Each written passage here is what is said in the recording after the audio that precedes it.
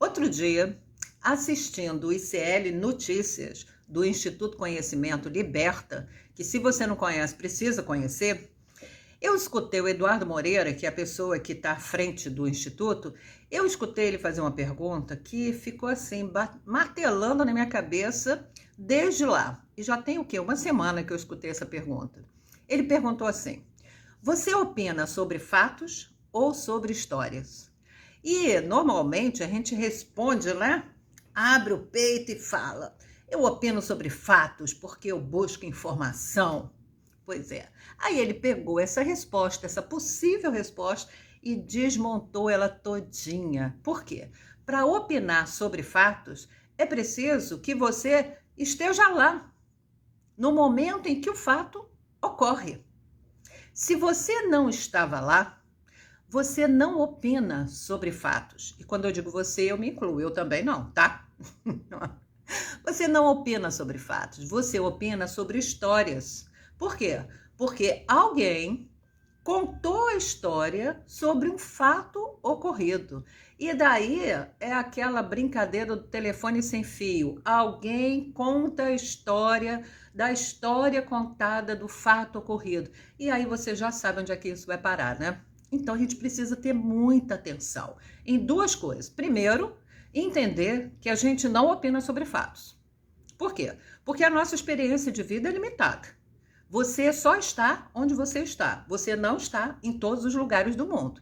Então, você só consegue opinar sobre os fatos que acontecem ao seu entorno, quando você está presente, quando você participa, quando você testemunha.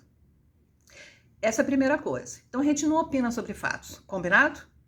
E se a gente opina sobre histórias, é muito importante que a gente tenha muita atenção sobre quem conta a história.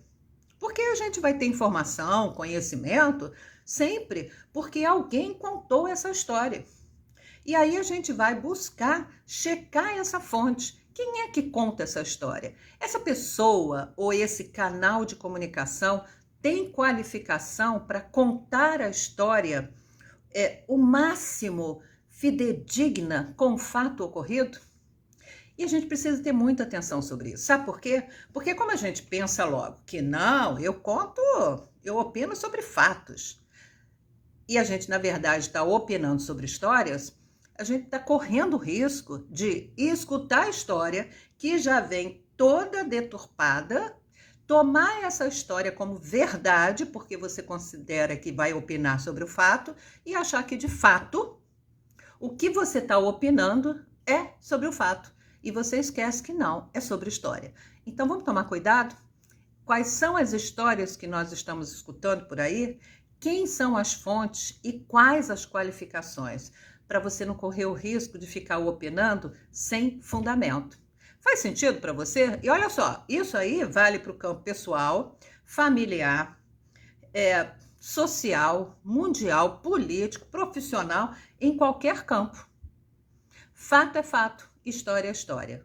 E você só pode opinar sobre fatos que você esteve lá e assistiu e participou. E ainda assim será o seu ponto de vista, porque outra pessoa que também esteve lá vai estar vendo de um outro ponto, portanto, de um outro ponto de vista. Eu achei muito genial essa pergunta que o Eduardo fez.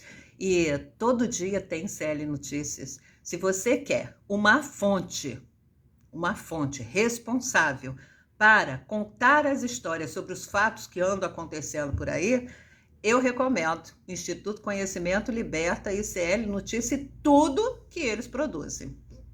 Beijo no coração.